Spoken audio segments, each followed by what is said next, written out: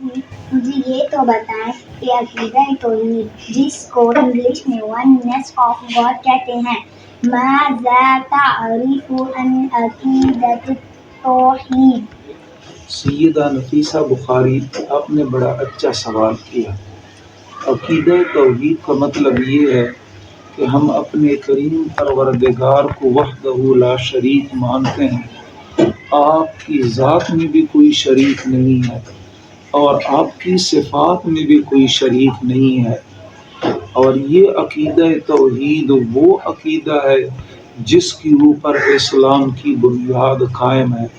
تو ہمیں زبان سے بھی کہنا چاہیے کہ ہمارا رب ایک ہے، ہمیں دل سے بھی کہنا چاہیے کہ ہمارا کریم پروردگار ایک ہے، اور اسی کو عقیدہ توحید کہتے ہیں۔ بابا جی یہ تو بتائیں کہ خدا سے پہلے کون تھا؟ من کان قبل اللہ۔ سیدہ بشریٰ بخاری، آپ نے بڑا اچھا سوال کیا کہ خدا سے پہلے کون تھا۔ یہ سوال امام اعظم ابو حنیفہ رحمۃ اللہ تعالی علیہ کی خدمت میں ایک دہریہ آیا، اور دہریہ وہ ہوتا ہے جو خدا کی ذات کو نہیں مانتا، خدا کی ذات کا منکر ہوتا ہے۔ وہ امام اعظم ابو حنیفہ رحمۃ اللہ تعالی علیہ کی خدمت میں پہنچا اور اس نے یہ سوال کیا کہ خدا سے پہلے کون تھا؟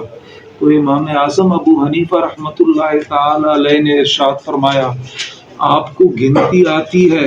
تو وہ دہریہ کہنے لگا، ہاں مجھے گنتی آتی ہے۔ تو آپ نے فرمایا کہ آپ شروع کر لے، مجھے گنتی بتائیں۔ تو وہ کہنے لگا 1 2 3 1 2 3۔ تو امام اعظم ابو حنیفہ رحمۃ اللہ تعالی علیہ نے فرمایا، اسی کے اندر آپ کے سوال کا جواب ہے۔ اے دہریہ، میں آپ سے پوچھتا ہوں کہ 3 سے پہلے کیا ہے؟